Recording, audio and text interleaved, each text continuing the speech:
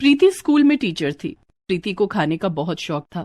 वो हर समय कुछ न कुछ खाती रहती थी, लेकिन एक दिन प्रीति के सामने बहुत ही मुश्किल स्थिति आ गई जब स्कूल में उसका पेट खराब हो गया। रोज की तरह प्रीति अपने हैंडबैग के साथ साथ 5 किलो का झोला लेकर ऑटो से स्कूल पहुंची। ऑटो से उतरते समय प्रीति अपना झोला वहीं भूल गई। प्रीति ऑटो वाले को पैसे देकर जाने ही वाली थी कि ऑटो वाले की नजर उसके झोले पर पड़ गई। उस ऑटो वाले ने झोला हाथ में उठा लिया। अरे बाप रे, न जाने इस झोले में क्या है, बहुत भारी है। मैडम जी को आवाज लगाता हूँ। ऑटो वाले ने प्रीति को आवाज लगाई। अरे मैडम जी, आपका झोला छूट गया। ऑटो वाले की आवाज सुनकर प्रीति दौड़ी दौड़ी वापस आई और ऑटो वाले के हाथ से झोला लेते हुए बोली, थैंक यू भैया, तुमने मेरा झोला दे दिया, वरना आज तो मुझे भूखा ही रहना पड़ता। मैडम जी, इस झोले में क्या है, बहुत भारी है। भारी? नहीं भैया, मुझे तो ये झोला बिल्कुल भी भारी नहीं लग रहा है।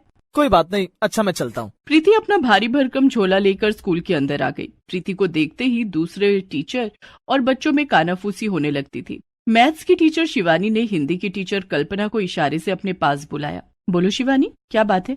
तूने प्रीति को देखा? आज भी झोला भर के खाना लाई है। हाँ यार, सारा दिन क्लास में और कॉमन रूम में बैठकर खाती रहती है। पता नहीं बच्चों को क्या सिखाती होगी, अपनी तरह खाना सिखाती होगी। दोनों हंसने लगते हैं। प्रीति अपना झोला लेकर क्लास में पहुंच जाती है। उसे देखकर क्लास के सारे बच्चे खड़े हो जाते हैं। Good morning madam. Good morning बच्चों, बैठ जाओ। सभी बच्चे अपनी अपनी सीट पर बैठ जाते हैं। प्रीति भी अपनी सीट पर बैठ जाती है और अपने झोले में से एक थर्मस और एक कप प्लेट निकालती है। प्रीति चाय और नाश्ता करने लगती है। सभी बच्चे उसे देख रहे थे। प्रीति मुंह में नाश्ता भरकर बच्चों से बोलती है, बच्चों सभी लोग अपनी अपनी नोटबुक निकालो और 1 से 10 तक का पहाड़ा लिखकर मुझे दिखाओ। बच्चे अपना अपना काम करने लगते हैं। इस बीच प्रीति चाय और नाश्ता खा लेती है। थोड़ी देर के बाद 1 से 10 तक पहाड़ा लिखने में इन्हें बहुत टाइम लगेगा, तब तक फ्रूट्स खा लेती हूँ। प्रीति अपने झोले में से एक अनार और एक प्लेट निकालती है। वो प्लेट में अनार के दाने छुड़ा कर रखने लगती है। थोड़ी देर के बाद वो अनार के दाने छुड़ा लेती है। तब तक बच्चों ने पहाड़ा लिख लिया था और वे अपनी अपनी कॉपी लेकर प्रीति के पास आने लगे। प्रीति बच्चों की कॉपी चेक करती जाती और साथ साथ अनार भी खा रही थी। सबकी कॉपी चेक करने से पहले उसने अपना अनार खत्म कर लिया था। अनार तो खत्म हो गया, मुझे अभी और भूख लग रही है, केले खा लेती हूँ। प्रीति ने फिर अपने झोले से 2 केले निकाले और केले खाने लगी। बच्चे प्रीति को देख रहे थे और आपस में बातें कर रहे थे। कुसुम, अगर प्रीति मैडम का कभी स्कूल में पेट खराब हो गया तो क्या होगा? क्या होगा? उस दिन मैडम टॉयलेट में बैठकर खाएंगी। और दोनों बच्चियां हंसने लगती हैं। प्रीति ने उन्हें हंसते हुए देख लिया। कुसुम, कोमल, क्या बात है? तुम दोनों क्यों हंस रही हो? लाओ अपनी कॉपी चेक कराओ, मैं देखूं तुम दोनों को पहाड़ा आता है कि नहीं। अगर एक भी पहाड़ा गलत निकला तो तुम दोनों कल अपने घर से मेरे लिए खाना लाओगे, समझी?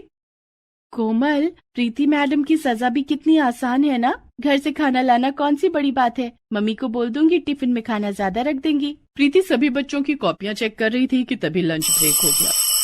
सभी बच्चों खाना खा लो। इतना कहकर प्रीति अपना झोला उठाकर कॉमन रूम में चली गई। वहाँ दूसरे टीचर भी अपना अपना लंच बॉक्स लेकर आ गए। अरे प्रीति, आज क्या लाई हो अपने पिटारे में? आज मैं कढ़ी चावल लाई हूँ। इतना कहकर प्रीति ने झोले में से 4 डब्बे बाहर निकाले। उसने डब्बा खोला तो 2 डब्बे में चावल और 2 डब्बे में कढ़ी रखे थे। अरे, ये 2-2 डब्बे? किसी और के लिए भी खाना लाई हो क्या? नहीं, ये दोनों डब्बे मेरे लिए हैं। मुझे कढ़ी चावल बहुत पसंद है। सबने खाना खाया, लेकिन प्रीति ने 2-2 डब्बा खाना खाया। खाना खाने के बाद प्रीति ने अपने झोले में से रबड़ी और गुलाब जामुन निकाल कर खाया। इतना खाने के बाद प्रीति ने बड़ी जोर की लंबी डकार मारी। प्रीति रोज इतना ही खाती थी। वो रोजाना 5 तरीके के फल खाती, सुबह नाश्ते में दूध पीती। एक दिन तो प्रीति स्कूल में आलू के मोटे मोटे 8 पराठे लेकर आई और सारे पराठे उसने खुद खाए। इतने से भी प्रीति का पेट नहीं भरता तो स्कूल खत्म होने के बाद स्कूल के बाहर खड़े ठेले वाले से कभी छोले चावल तो कभी आलू पूरी खरीद कर खाती।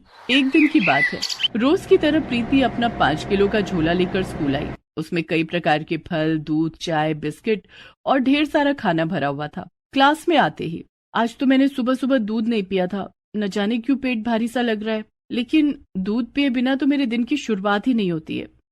आँख ही नहीं खुल रही है। प्रीति ने थर्मस में से गर्म दूध एक ग्लास में निकाला और वो बच्चों के सामने दूध पीने लगी। दूध पीने के थोड़ी देर बाद पेट में ये गुड़गुड़ कैसी हो रही है? प्रीति के पेट से आवाजें आने लगी और उसे खट्टी खट्टी डकारें आने लगी। थोड़ी देर के बाद प्रीति को बहुत जोर से प्रेशर आता है। प्रीति क्लासरूम से भागी भागी टॉयलेट की तरफ जाती है। दूसरी क्लास में पढ़ाने वाले टीचर और बच्चे प्रीति को भागते हुए टॉयलेट की तरफ जाते हुए देख लेते हैं। प्रीति टॉयलेट जाकर वहाँ पॉटी करने लगती है, लेकिन उसका पेट तो खराब हो चुका था।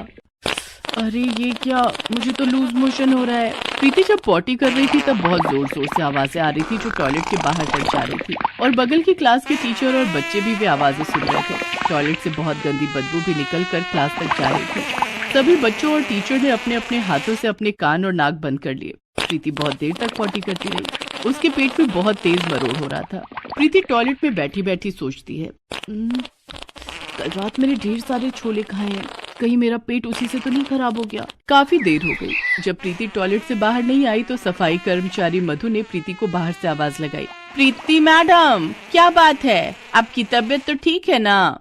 हाँ मधु, आती हूँ मैं थोड़ी देर में।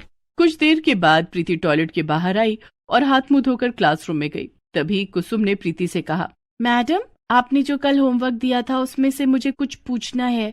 कुछ इंग्लिश के वर्ड की मीनिंग मुझे समझ नहीं आई, आप बता दीजिए। तभी कोमल ने कहा, हाँ मैडम, आपने जो मैथ्स के सवाल दिए थे वो भी हमारी समझ में नहीं आए। बच्चे अपनी अपनी प्रॉब्लम्स प्रीति को बता रहे थे, लेकिन प्रीति को तो कुछ सुनाई ही नहीं पड़ रहा था। उसे सुनाई पड़ रही थी तो सिर्फ उसके पेट से आ रही गुड़ गुड़ की आवाज। प्रीति के पेट में फिर से बहुत तेज मरोड़े उठने लगी और उसे बहुत तेज प्रेशर आ गया। प्रीति टॉयलेट की तरफ भागी, लेकिन प्रेशर इतना तेज था कि प्रीति की पॉटी निकल गई। वो लूज मोशन करते हुए टॉयलेट पहुंची। प्रीति ने पूरा फ्लोर पॉटी से गंदा कर दिया था। पूरे स्कूल में पॉटी की बदबू फैल गई थी। दूसरी कक्षा में पढ़ रहे बच्चे अपनी अपनी क्लास से बाहर आ गए। अरे, यहाँ तो किसी ने पॉटी कर दी। ये पॉटी प्रीति मैडम ने की होगी, हमने उन्हें भागकर टॉयलेट की तरफ जाते हुए देखा था। इधर प्रीति टॉयलेट में थी और उसे लगातार लूज मोशन हो रहा था। वो टॉयलेट से उठ भी नहीं पा रही थी। जैसे ही वो उठकर हाथ धोती उसे फिर से टॉयलेट लग जाता। इधर गंदगी और बदबू से परेशान होकर स्कूल के सभी टीचर और बच्चे स्कूल छोड़कर बाहर खड़े हो जाते हैं। बात प्रिंसिपल मैडम तक पहुंच जाती है। ये किसकी करतूत है? किसने पूरे स्कूल को गंदा किया है? और किसकी करतूत होगी? उसी की जो रोज झोले में 5 किलो खाना लेकर आती है। इतना खाएगी तो पेट खराब होगा ही। अब हमारा जीना दूभर कर दिया है। स्कूल में 1 मिनट भी रुका नहीं जा रहा। प्रिंसिपल मैडम ने मधु को बुलवाकर पूरे स्कूल में साफ सफाई करवाई। प्रीति कहाँ है? मैडम जी, वो तो टॉयलेट में है, जाओ उसे बुला कर लाओ। मधु प्रीति को बुलाने के लिए टॉयलेट में जाती है, लेकिन प्रीति तो लूज मोशन से पस्त होकर चक्कर खाकर जमीन पर गिर पड़ी थी। मधु ने बाहर आकर ये बात प्रिंसिपल मैडम को बताई। प्रिंसिपल मैडम ने स्कूल प्रशासन की मदद से प्रीति को बेहोशी की हालत में अस्पताल भिजवाया, जहां डॉक्टरों ने प्रीति को एडमिट कर लिया। बार बार लूज मोशन होने के कारण इन्हें डिहाइड्रेशन हो गया। इन्हें सलाइन के जरिए एंटीबायोटिक दवाइयाँ चढ़ानी पड़ेंगी। अस्पताल में भी प्रीति को लगातार लूज मोशन होता ही जा रहा था। अस्पताल के बेड के गद्दे, चादर सब खराब हो गए। डॉक्टर ने सलाइन के जरिए प्रीति को दवाइयाँ चढ़ाई। कुछ देर बाद प्रीति का लूज मोशन बंद हो गया। उसकी तबीयत में कुछ सुधार आ गया, जिसके बाद उसे होश आया। प्रीति ने आंखें खोली तो उसके सामने डॉक्टर, नर्स, प्रिंसिपल मैडम, दूसरे टीचर और स्कूल के बच्चे खड़े थे। प्रीति उन सबको देखकर बहुत शर्मिंदा हुई। तभी डॉक्टर ने प्रीति से कहा, प्रीति जी, आपको कुछ दिनों तक लिक्विड डाइट पर रहना होगा। उसके बाद भी आपको अपने खाने पीने पर काफी कंट्रोल करने की जरूरत है, क्योंकि ओवर ईटिंग के कारण आपका पेट खराब हो गया। अगर आपने अपने खाने पर कंट्रोल नहीं किया तो आपके इंटेस्टाइन पर बहुत बैड इफेक्ट पड़ेगा। डॉक्टर साहब, अब मैं बहुत लिमिटेड खाना खाऊंगी और बहुत हल्का खाना खाऊंगी। मेरी वजह से आज पूरे स्कूल को परेशानी हुई है, इसलिए मैं वादा करती हूँ कि अब मैं खाना उतना ही खाऊंगी जितने की जरूरत हो। उसके बाद प्रीति ने प्रिंसिपल मैडम, स्कूल की सभी टीचर और बच्चों से माफी मांगते हुए कहा, मैडम, मेरी वजह से आप सभी को परेशानी हुई है। हो सके तो आप सभी मुझे माफ कर दें। मैंने कभी बच्चों की पढ़ाई पर ध्यान नहीं दिया। मेरा ध्यान हमेशा खाने पर ही रहता था, जिसके कारण आज मुझे अस्पताल आना पड़ा। कोई बात नहीं प्रीति, तुम्हें अपनी गलती का एहसास हो गया, इतना काफी है। हमें उम्मीद है कि अब तुम अपनी सेहत पर ध्यान दोगी, क्योंकि सेहत ज्यादा खाने से नहीं बनती है। हमें उतना ही खाना चाहिए जितना हमारे शरीर को जरूरत हो।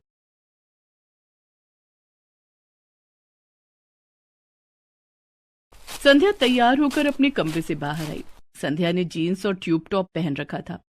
अरे संध्या बेटी, कहाँ जा रही हो? माँ, आज मैं रजनी के साथ शॉपिंग पर जा रही हूँ। परसों कॉलेज में हमारी फेयरवेल पार्टी है, उसके लिए ड्रेस खरीदनी है। ये तुमने कैसे कपड़े पहने हैं संध्या? आधा बदन दिख रहा है। जरा ढंग के कपड़े पहन लो, अब तुम्हारी शादी होने वाली है। शादी के बाद तुझे ऐसे कपड़े पहनने को नहीं मिलेंगे। अरे माँ, ये आजकल का फैशन है, मॉडर्न जमाना है। मैं तो शादी के बाद भी ऐसे ही कपड़े पहनूंगी। तुम बस मेरे लिए सास भी मॉडर्न ढूंढना जो मेरी तरह कपड़े पहनती हो। इतना बोलकर संध्या अपनी सहेली रजनी के घर चली गई।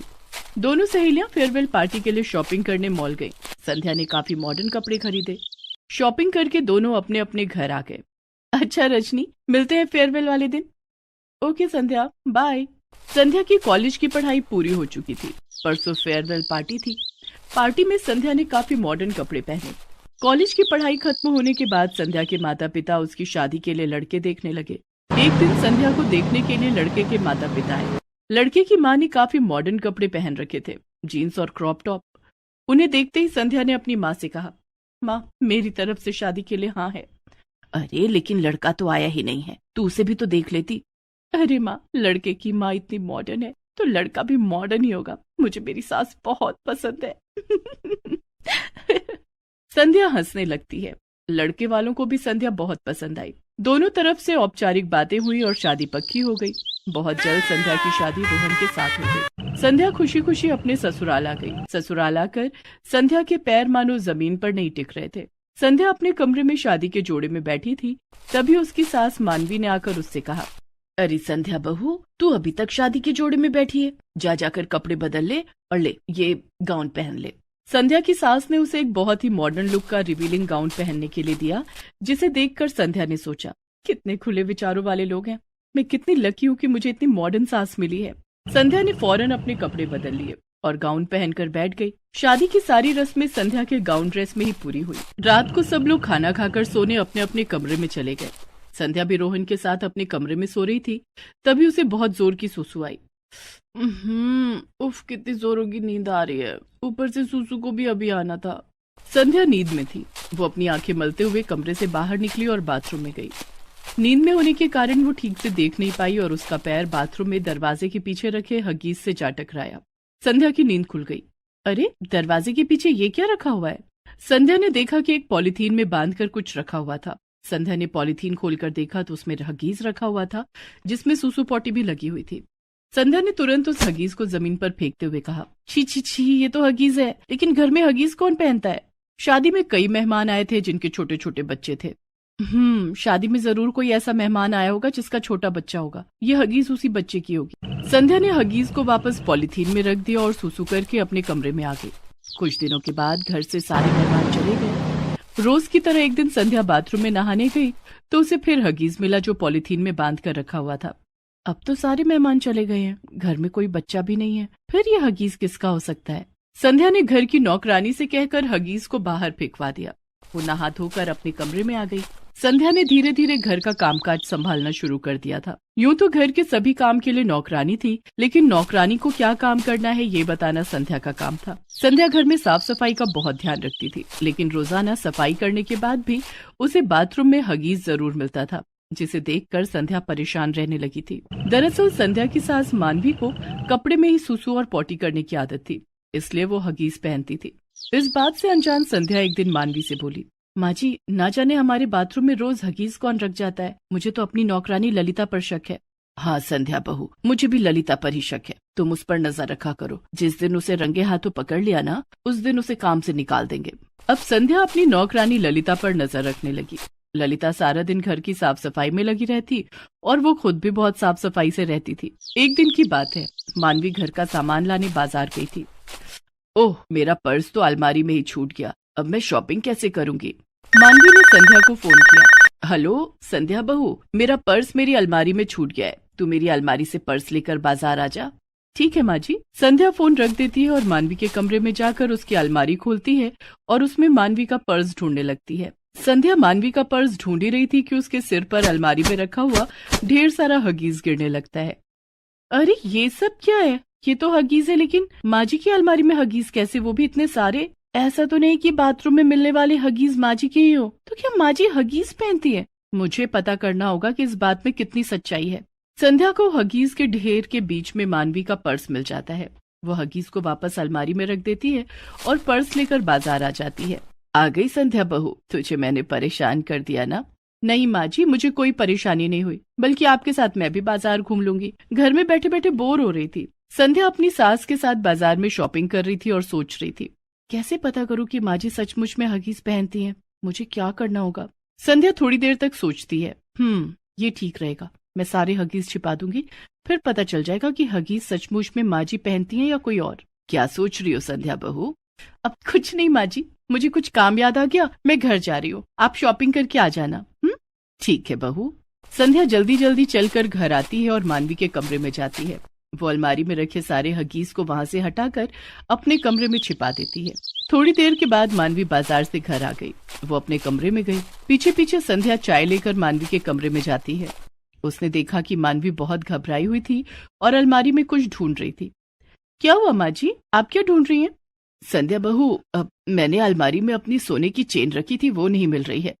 मानवी अलमारी में चेन का बहाना बनाकर हगीज ढूंढने लगी और तभी घबराहट में उसकी सूसू निकल गई। संध्या ने देखा कि उसकी सास मानवी के चेहरे के हाव भाव कुछ बदल गए थे।